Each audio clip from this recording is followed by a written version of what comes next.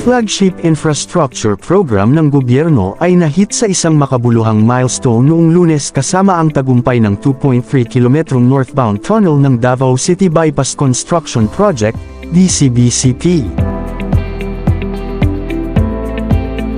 At bago natin ituloy, kung ikaw ay bago pa lang sa aking YouTube channel ay huwag kalimutan mag-subscribe at i-click na rin ang bell icon para lagi kang updated sa mga bago kong upload video.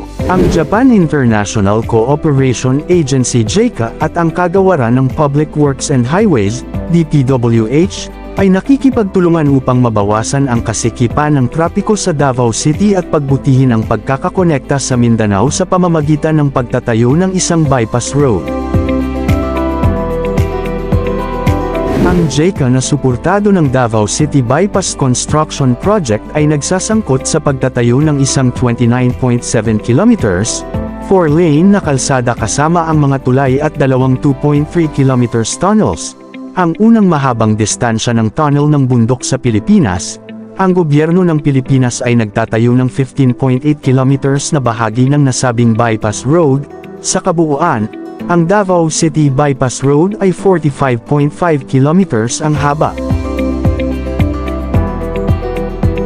Ang ceremonial na tagumpay ng northbound tunnel ay ginanap noong April 28, 2025 sa Barangay Waan, Davao City pagkatapos makumplito ang paghuhukay mula sa opposite na nagtatapos sa isang solong tunnel.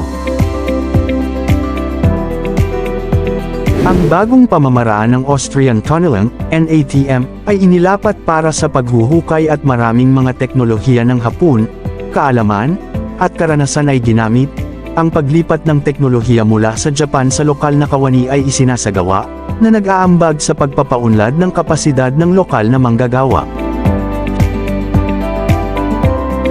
Hindi lamang ang proyektong ito ay nagtatayo ng mga kalsada at tunnels, ngunit bubuo rin ito ng kapasidad sa mga operasyon at pagpapanatili ng lagusan gamit ang karanasan sa Japan at kadalubhasaan. Ang pagkumpleto ng Davao City Bypass Construction Project ay magiging game changer ng pag-unlad ng hinaharap na Davao at Mindanao.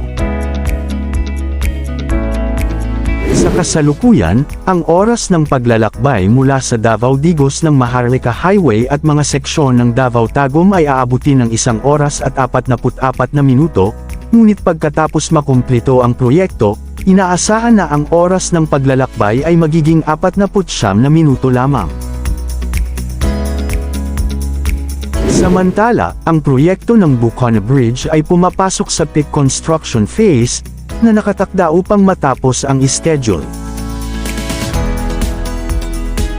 Ang Department of Public Works and Highways, DPWH, ay nagpapabilis sa pagtatayo ng Bucana Bridge Project, isang 1.34 km, 4-lane, 6-span na istruktura na inaasahan na makabuluhang mapagan ang kasikipan ng trapiko sa Davao City.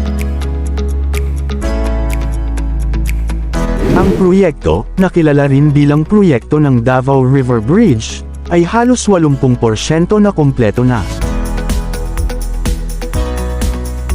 Pinatupad ng Unified Project Management Office Bridges Management Cluster, UPMOBMC, ang 3.126 bilyong pesos. Proyekto ng tulay ay idinisenyo upang mapaunlakan ang halos 35,000 mga sasakyan araw-araw sa sandaling pagpapatakbo. Pinondohan ng isang Official Development Assistance o ODA mula sa pamahalaan ng People's Republic of China. Ang Bucana Bridge ay bahagi ng Davao City Coastal Road Network. Ang bagong ruta na ito ay inaasahan na ilihis ang trapiko mula sa congested urban roads and provide an efficient east-west connection across the city. Ngayon ang paghahanda nito sa buong koneksyon ng buong superstruktura ng 480.20 metro na extra-dosed na tulay, ang pag-install ng 10 stay cable sa Pier 2 na mahalagang susuportahan ang tulay na deck ay kamakailan lamang na kumpleto habang ang konkreto na pagbuhos ng mga segmental box girders, at pag-stress ng mga cable sa iba pang mga pier ay sumusulong. Ang mga milestone na ito ay nakamit lamang 16 na buwan mula nang magsimula ang proyekto noong November 2023. Ang mga kamakailang pag-unlad ng proyekto ay nagpapakita ng walang kap-oras na pagsisikap at pangako ng DPWH Bukana Project Team sa pamamagitan ng pangangasiwa ng DPWH UPMO Acting Project Manager Norifel Terigang Kadiang at Project Engineer na si John Christian Gaden at ang kontratista ng China Road and Bridge Corporation, CRBC, upang matiyak ang mabilis at napapanahong pagkumpleto ng proyekto bago matapos ang taong ito 2025. Gayunpaman, ang opisyal ng DPWH ay nagpapaalala sa pangkat ng konstruksyon ng kahalagahan ng pagpapanatili ng mataas na pamantayan sa buong natitirang yugto ng konstruksyon upang matiyak ang integridad ng istruktura. Ang Bukana Bridge ay isang flagship project sa ilalim ng kasalukuyang administrasyon. Nilalayo nitong mapalakas at makatulong sa pag-unlad ng infrastruktura sa buong bansa habang pinapabuti ang kalidad ng buhay sa pamamagitan ng ligtas, resilient, at mahusay na mga pampublikong gawa.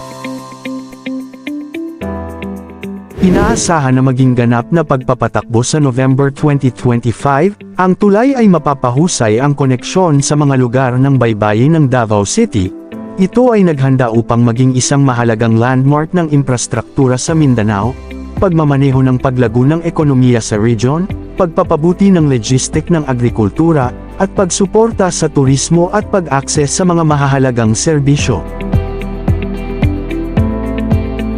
Ang JICA, Japan International Cooperation Agency, ay nagbibigay ng iba't ibang mga benepisyo sa Pilipinas sa pamamagitan ng Official Development Assistance o ODA, kabilang ang kooperasyong teknikal, pautang, at tulong, na may pagtuon sa napapanatiling paglago ng ekonomiya, pagbawas ng kahirapan, at kapayapaan at pag-unlad sa Mindanao. Ang mga benepisyo na ito ay nakatarget sa pagpapabuti ng mga pangunahing serbisyo, pagpapahusay ng infrastruktura, pagtataguyod ng proteksyon sa kapaligiran, at pag-aalaga sa paghahanda sa kalamidad.